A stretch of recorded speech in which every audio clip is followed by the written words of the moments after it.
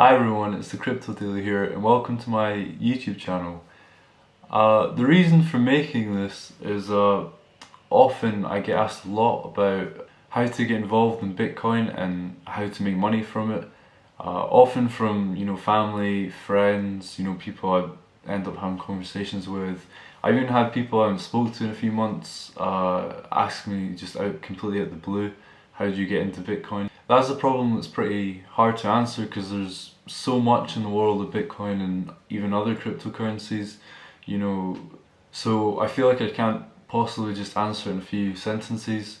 So I've decided to make a YouTube channel and I'm going to try and put all my knowledge there and just refer people to that when they ask. So this is the introduction episode, and for that what I was going to do was just maybe talk a bit about what Bitcoin is in simple terms and my story and involvement with Bitcoin in the past. So I'm going to begin by just telling you the basics of the Bitcoin network, and you can go into proper technical specifications, but generally for the average user you don't need to know that much except how to use it. So I've put some links below in the descriptions if you want to read a bit more of the technical stuff.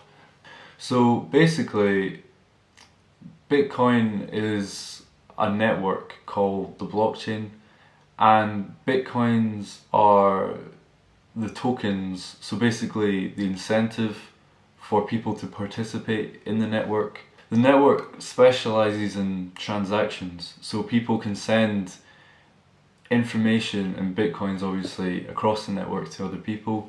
You get Bitcoin for processing the transactions with computing power, so these people are often referred to as miners. These days they have really sophisticated machines to mine Bitcoin, because if you were to mine it on a regular laptop or even a GPU card, you're not going to make a lot from it. People send Bitcoins via addresses to wallets, and a wallet's basically where you store all of your Bitcoins and private keys. Now the bit that makes Bitcoin different from every payment network is the blockchain.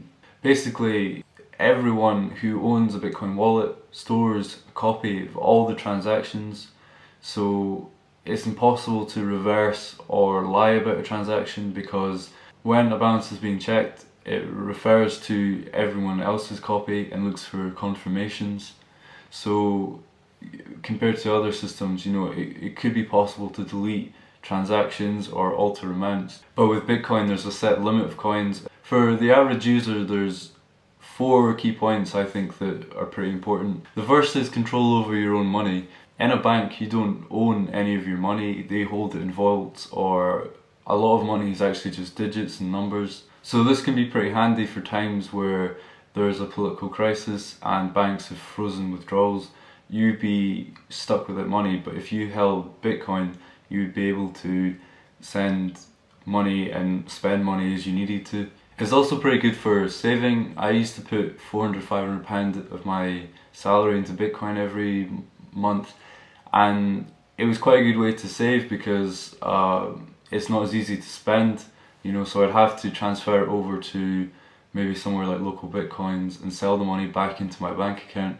So if I was gonna impulse buy, it couldn't possibly be an impulse because it was gonna take an hour or two to send. This kind of leads in from my previous point, but anti-censorship, no one can actually control the blockchain or modify it to their own purpose unless everyone on the network agrees, which means in theory Bitcoin should remain transparent and open. Bitcoin's also a great store of value because there's a minimum cost to mine a Bitcoin, so you've got the electricity and the hardware, so often Bitcoins will be sold for a little more because there's a set value of 21 million Bitcoins, which means that inflation or potentially even deflation aren't necessarily a thing on the network compared to other fiat currencies. Typically, if you look at the value of dollar over the last 100 years, $1 has got you less and less every year, which is why people have typically put their money into stocks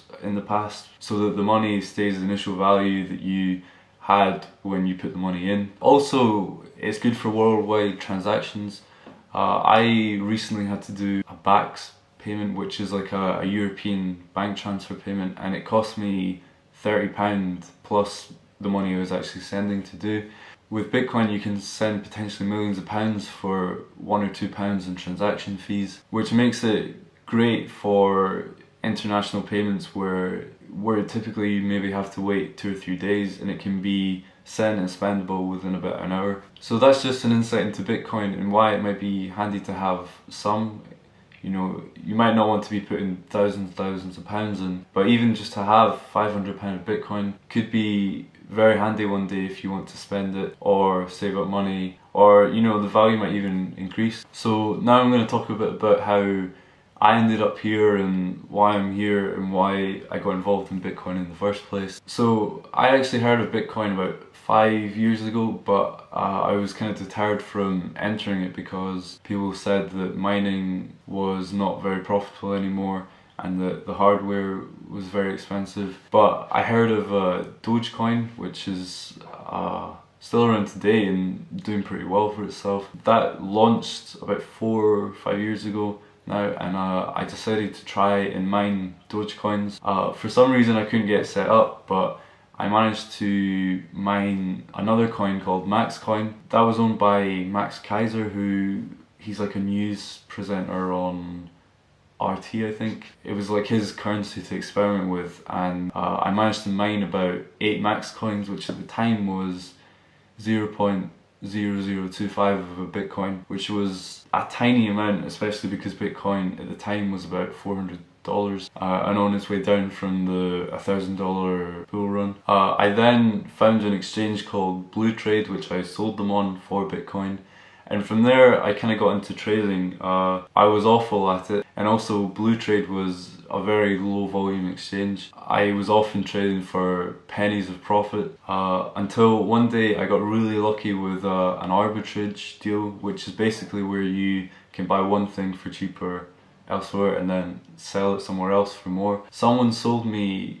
an amount of Vertcoin for 5,000 satoshis, and at the time they were trading for about 80,000 satoshis, which meant I was able to sell for an instant like 15 times what I originally paid for them. And I got pretty lucky with a few deals like that until I eventually managed to turn it into 0.3 of a Bitcoin with the launch of Blue Shares, which was like rewards program by Blue Trade for trading on their exchange. Basically, if you held an amount of Blue Shares, you would get a share of the trading fees.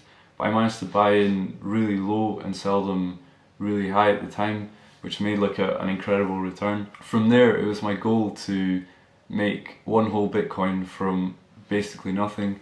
So for about the next year or so, I was trading among a few other platforms, and eventually I managed to make a whole Bitcoin with a trade on Paycoin. Turned out to be like a huge scam, but there was a while where everyone was like really excited about it and thought that it might overtake Bitcoin. But yeah, that was my first whole Bitcoin I made from nothing, and I was really proud of myself. I managed to make a few more, but I ended up having to sell my Bitcoin and a few others because I left college and I was in the middle of starting my job and needed the money. But then once I started my job, I ended up putting 400 to 500 pounds of my salary in every month for Bitcoin. And at the time, you could buy a whole Bitcoin for about £200. So I stocked up about 15 to 20 Bitcoins before it started this big bull run. And from there, I got really lucky with trading altcoins. And after the first kind of bull run a year and a bit ago, I made over 50 Bitcoins, which was a crazy achievement for me. And obviously these days with the success of Bitcoin and other altcoins that I've made a lot more. I'm well over 100 Bitcoins now, so it's been pretty good so far. I've seen a lot of people give up or get wrecked through bad trading or security measures. Probably the most visible lesson that stuck with me today is about a time when I bought a coin called Litecoin Dark at the top of a pump and dump group's pump. So basically, they're not so prominent these days, but you used to get these groups who would like flash pump a coin for quick profit and then it would dump back down to the exact same price within about an hour. So one time I kind of heard of one of these groups and what they were pumping, and I decided to try and buy in, but it turned out that that was the top of the pump, and I managed to lose like 60% or something within about 5 minutes. For me, that was a big reality check on risk management and just using your brain and having common sense, you know. But from there, I managed to pull it back. But for me, it was really valuable to learn lessons like that when I didn't have that much money or stake in trading. These days, you know, I'm really grateful for a lot of the lessons and mistakes I made in the early days, because, you know, I've stuck around and it's paid off, you know. I've always been a big believer in Bitcoin, you know, in the technology and the ideology behind it, but I was also a big believer that it would pay off for me one day, and I was really confident when I was buying Bitcoins at £200 that it was going to return to the £1,000 mark again. But the recent rise has given me a load of opportunity, a lot of friends, and resources to do a lot of things I've never have expected to do in my life. So I'm really grateful for Bitcoin in that sense. But yeah, the journey continues. I'm going to share some of it with you by giving some of my knowledge, by passing down what I've learned for the last 4 years or so. But yeah, hopefully everyone finds something in the series which is useful and helps them improve something or develop their own techniques. Yeah, that's about it. Thanks for watching, and it'd be great if you could like and subscribe the video and also follow me on Twitter. I'm just starting out. I'm gonna aim for a video every week or so, but I'm not gonna make any promises because I know that at some point I'll fall by the wayside, so just keep looking out for them when they're here. Thanks for watching, and I'll see you next time.